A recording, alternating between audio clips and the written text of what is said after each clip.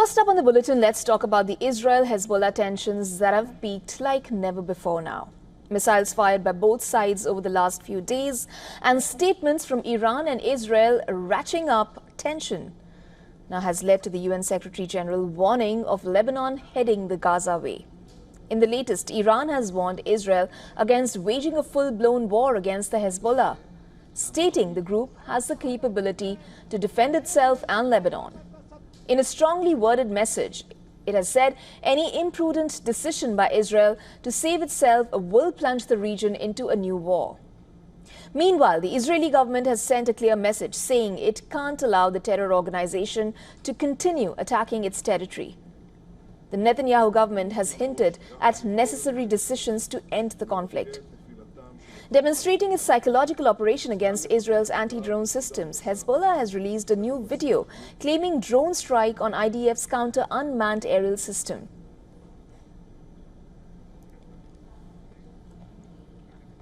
And the move comes just hours after Israeli army released a video showing strikes on Hezbollah targets in Lebanon.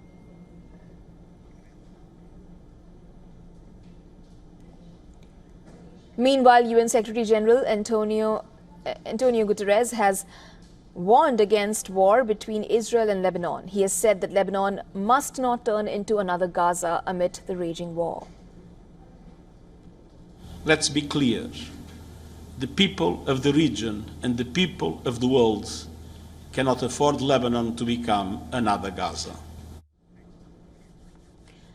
To give us more perspective on this, we were earlier joined by Lieutenant Colonel Daniel L. Davis, who is a military expert and the host of Daniel Davis Deep Dive on YouTube. We asked him about the growing tensions between Israel and the Hezbollah militants and the imminent risk of a regional spillover. Listen in to what he had to say.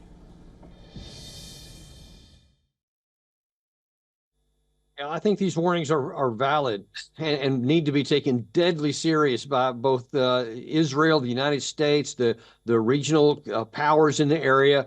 Because, listen, we got to understand, Hezbollah is not Hamas. And as much trouble as Israel has had to take care of the Hamas terrorist or threat and their militant capacity in the Qasem brigades there in the Gaza Strip, it would be dramatically more difficult if they went to war on the ground in Lebanon against Hezbollah. Hezbollah has more experienced troops. They have far more defensible positions than the Hamas side had.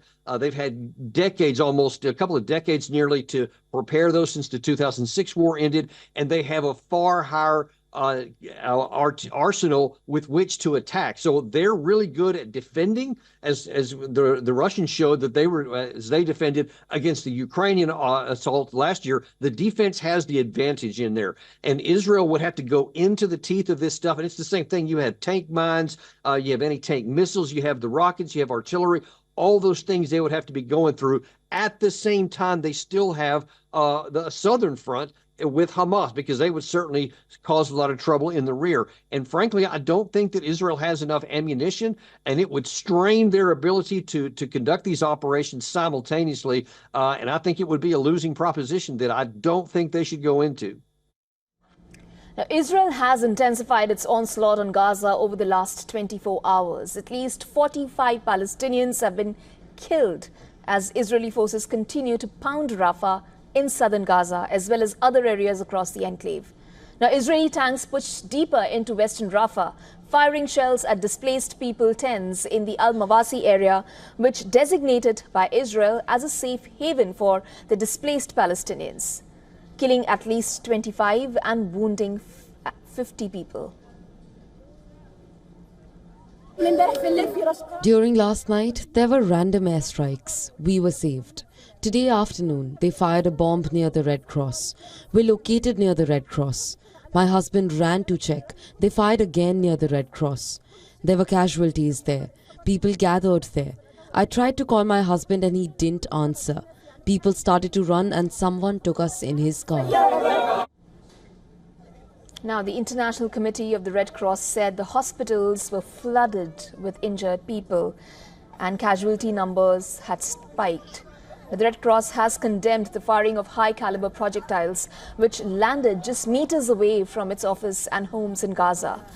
Now, the Israeli military said it was looking into the reported strikes on Al-Mawasi and a separate incident in Gaza, stressing that its forces were conducting precise intelligence-based actions in the Rafah area.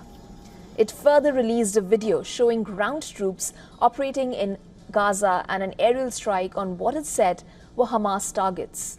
According to the Israeli army, the videos show troops locating weapons in a university, eliminating armed militants and destroying infrastructure by soldiers of the 99th Division, who are operating in the area of the central Gaza Strip corridor. The Israeli army said that 2 of its soldiers were killed in combat in central Gaza. Hamas also released footage of what they said were militants targeting an Israeli army base. In the footage, mostly shot from the militants' point of view, rockets can be seen fired at what Hamas said was an Israeli army base. Meanwhile, the United Nations on Friday said that it is Israel's responsibility to restore public order and safety in the Palestinian territory so that the humanitarian aid can be delivered. Now, this comes after the Israeli military announced an 11-hour tactical pause daily. However, UN spokesperson Farhan Haq has said that along with fighting between Israel and Hamas, the risk of crime had effectively prevented humanitarian access to critical areas, including Kerem Shalom. Qatar's Prime Minister said his country is continuing mediation efforts to bridge the gap between Israel and Hamas. Now, Qatar, the United States and Egypt have been engaged in months of negotiations around details of the ceasefire in Gaza.